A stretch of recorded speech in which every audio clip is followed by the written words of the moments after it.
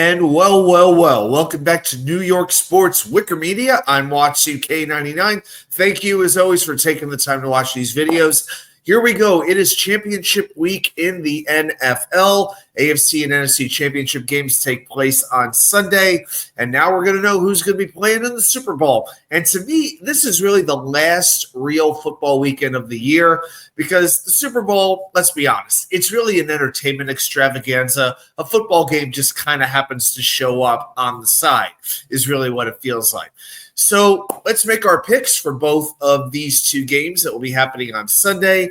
Went 2-2 last week. I'm 6-4 overall in the playoffs. Can't say I'm too happy about how I'm doing, so I'm going to try to win out the rest of the way. So let's start with the NFC Championship game. The Washington Commandskins against the Philadelphia Eagles at the Link in Philadelphia. Washington is in this game, in the NFC Championship game, for the first time since 1991.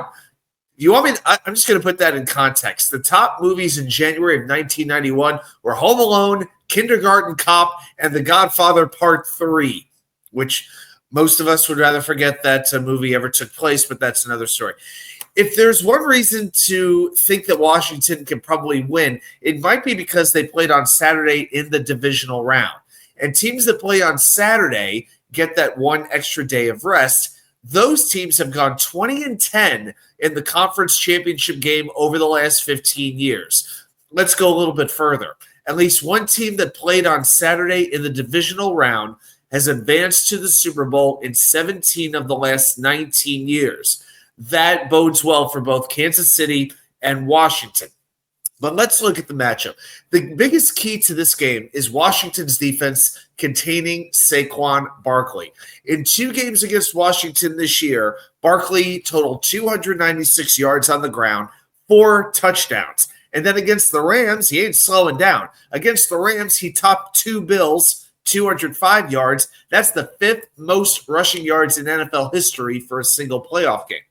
Now, the Washington defense this season allowed 137.5 yards on the ground per game. That's 3rd worst in the NFL. And the main reason I have not picked them in either game yet this playoff run is because I just don't trust the defense. It's why I kept picking against them. And sure enough, the defense is averaging 150 yards allowed on the ground per game in these 2 playoff wins. So my instincts about the defense were right. I just didn't know the offense would be this good and this impressive. So I give them all the credit in the world. But now it's a couple of steps up. Washington took advantage, in my mind, of 2 struggling defenses in Tampa Bay and Detroit. Now they face the Philadelphia defense. That defense is only allowing the fewest yards per game in the whole NFL. Vic Fangio runs a great defensive system. He has great players to execute that system. Jalen Carter is a game wrecker at defensive tackle. And don't forget, Washington just lost Sam Cosmi, their right guard, to a torn ACL. That is a major blow to that offensive line. Nolan Smith and Josh Sweat have great speed at outside linebacker. Darius Slay, he might be able to handle a red-hot Terry McLaurin. It's going to be very interesting. And Bryce Huff, never mind.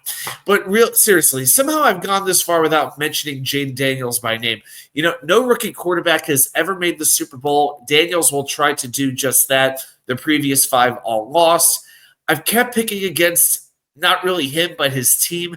At this point, I'm honestly, as much respect as I have for him and that offense right now, I got to go with Philly. I think Barkley is just too much, and I don't think Washington's offense will succeed on the road against a defense that is this good. Now, the biggest caveat for me, you have to worry about Jalen Hurts, or at least wonder about it, and the situation with his knee. He did get hurt against the Rams. He will play in this game. He's off the injury report, likely wearing a brace, but one of the biggest advantages he has is he has a lot of mobility. Will that mobility be hampered? That's my only real hesitation in picking this game. So it's Hurts' health and Washington's defense's ability to stop Barkley. All right, so give me Philly in the first game. And then on we go to game number 2. It's the AFC Championship game, the Buffalo Bills at the Kansas City Chiefs. Buffalo has beaten Kansas City 4 straight times in the regular season. whereas the Chiefs have beaten the Bills in 3 straight playoff contests. Now everybody's going to focus on the quarterback matchup, Patrick Mahomes, Josh Allen. It's the easy thing to do, but what else can you do when you have 2 quarterbacks of this caliber? Look, both are fantastic. Both are playing excellent football. Allen, though, seems to really be peaking, but Mahomes, we all know, has a way of raising his game in the biggest moments. So let's look around these two. Travis Kelce, I got to spend a minute on him. He is sort of like that NBA player who doesn't really do all that much in the regular season, but then really gets it going during the playoffs. Not naming names here, but Over the last 4 games of the year, Kelce averaged 46.5 receiving yards per game with 1 touchdown.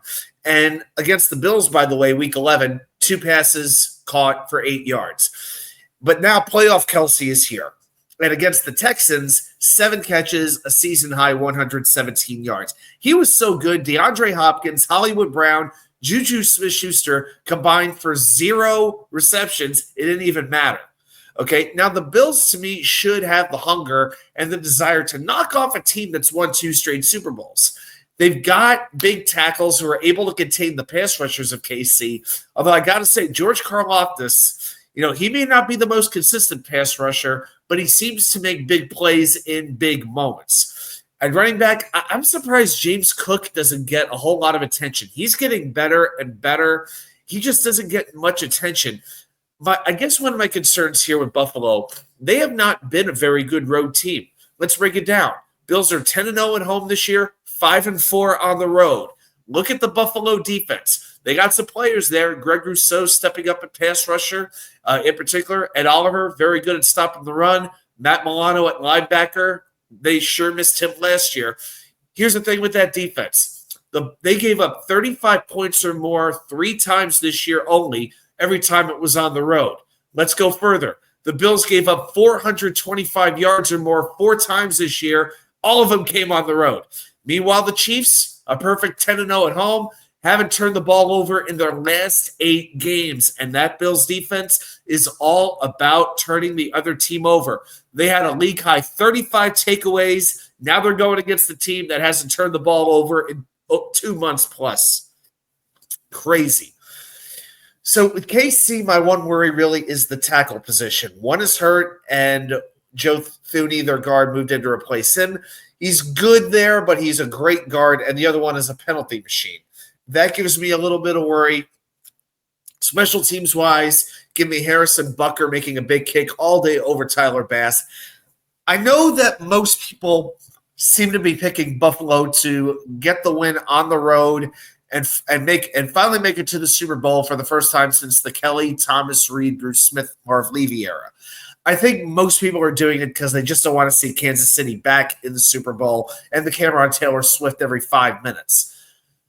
I just think when you look at that, I just can't go against Kansas City at home, especially until they actually get beaten. I just can't do it.